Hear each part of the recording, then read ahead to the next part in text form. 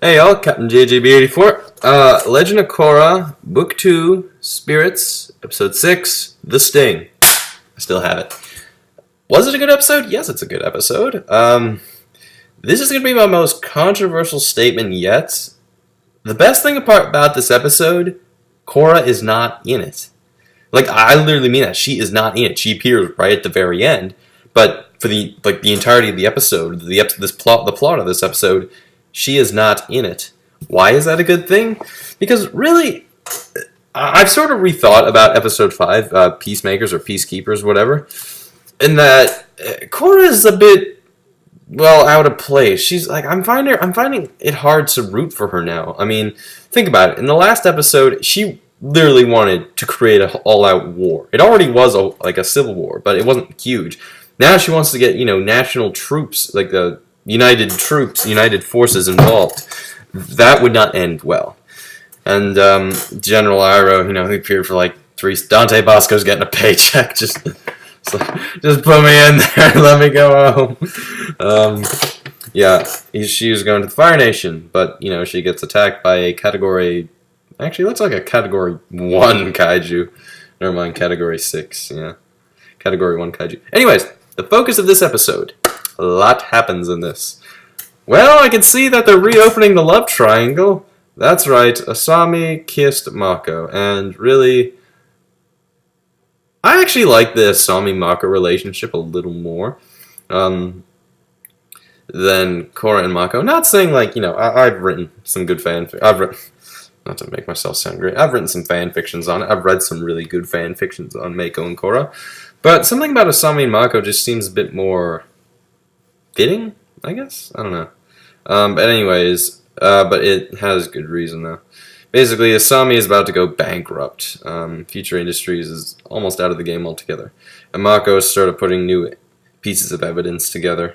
Bolin is, he's basically making propaganda, and he's sort of going into a bit of the stardom. Like, I think he's too much of a method actor. It's like, I am Nook Took. I am great. He buys himself like a hot tub in his apartment. But the big twist in this episode, what it is, Varric's ships, they're being attacked by who knows what, but they're just what it is, little explosives are being thrown at them, and then they're detonated remotely, and bring back reference to that remote that was found in the previous episode. I also like this. You see that Mako does in fact miss Korra. Like, he's looking at a picture of her, and, he looks really sad. And really, Mako's the voice of reason. He's the guy, he's the smartest person in this show. Like, he knows when stuff matters, and, he saw that in the last episode a lot. But I like that they're showing that, he probably realized that, yeah, Korra's driving me nuts, but, still, he misses her, and now, well... Actually, I just realized that. Does anyone know where Korra went missing? Oh yeah, a giant spear just off the coast ate her. I don't know. Then again, that does explain that. I do question how Desna and Eska were able to get up there. And yeah, they say to Unalak, yeah, Korra's dead. Well, quote unquote dead. We'll see. But anyways, sort of Mako. Anyways, these mines are going off. They're being thrown at these ships, and they're just exploding remotely. So then Mako, Varric, and Asami and all them, they decide, okay, we'll just make a decoy ship. We'll just set a ship. Maybe there won't be much cargo on it. There'll be some cargo on it, and then we'll see what happens. Nothing happens. Mysterious. They actually arrange some. Mako gets some gangsters to sort of, run the decoy ship. And this is a bit of a neat point. This just came across me. Amon clearly took the bending from plenty of people. And you learn that, while Korra was restoring bending, she didn't quite restore it to everyone. Probably, this gangster who still doesn't have his bending at all. My monitor is really dirty. So that's just something I thought was neat. But still, it does question me how no one seems to question where Korra's gone. I mean, General Iroh knew where she was going. Does anyone else? I don't know. Tenzin's not in this episode, which I kind of like the Tenzin subplots. Like, I've created a monster. He's the army of lemurs.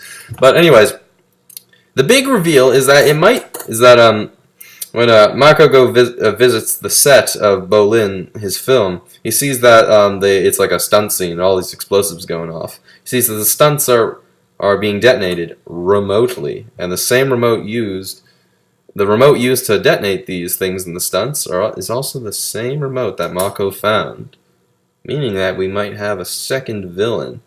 And what it is, oh yeah, the thing with the decoy ship is that they get away, Mako and Asami, after the triple triad sort of turn against them, and they sort of wonder, what was the point of this? But then Asami has a realization that so then they go to the warehouse where she was. That was like this warehouse where she was just storing like pretty much the remainder of her stock is all gone. It's been taken. It's been stolen.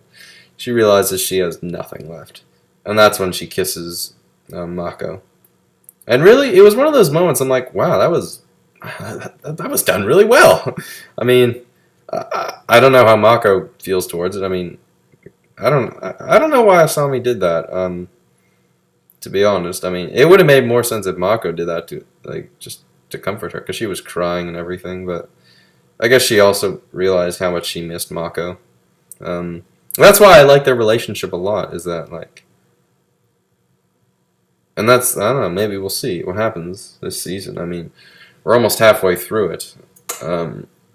We'll be halfway through it next week. Next week there's going to be 2 episodes. I'll review like both of them at the same.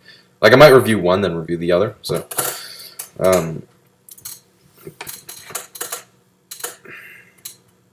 yeah, that's that. But then, lo and behold, so after Mako makes that discovery and realizes that it's possibly Varric who's been sabotaging his own ships. Yeah, that's what I'm saying. We might have a second villain here. He's sabotaging his own ships. For what reason? We don't know yet. But then he goes to tell Asami this. But then, lo and behold, Varric has bought up a bunch of stock at with Future Industries. He's not like in control of the company, but he owns a bunch of stock now. So I think it was a bunch of stock. So now basically Future Industries isn't suffering anymore, and now they're okay, I guess. And Varric sort of has this sinister grin. Kind of like this, in a way. So yeah. And then we cut to the very end with Korra. I'm like, oh god, Korra. Who is washed up on an island. Let me get this straight for a second. A Category 6 kaiju eats her and spits her off on an island. God, Yancey Beckett must be alright then.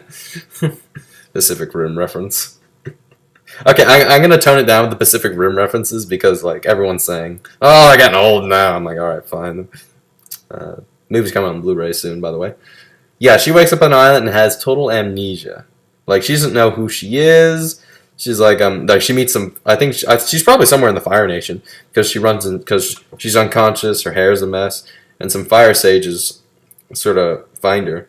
And she's like, oh, we've heard so much about you, Avatar Korra. She's like, who's Avatar Korra? So yeah, amnesia. And I don't know. And that's the episode ends. So much for and another fucking cliffhanger as usual.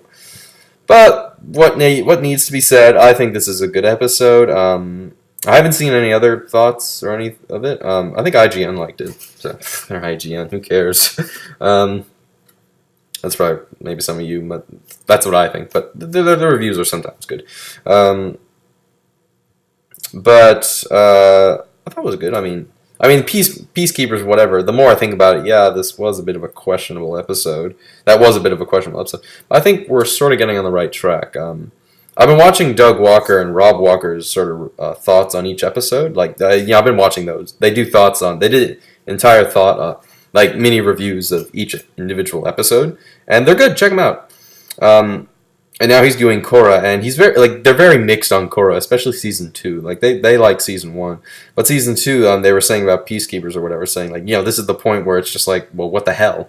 So, I mean, let's hope they can get back on track. Next week, they're going to introduce Wan, the very first Avatar, and it's going to be a 2-part special. So I think we're in luck. So this episode gets a 8 from me. So, see you later.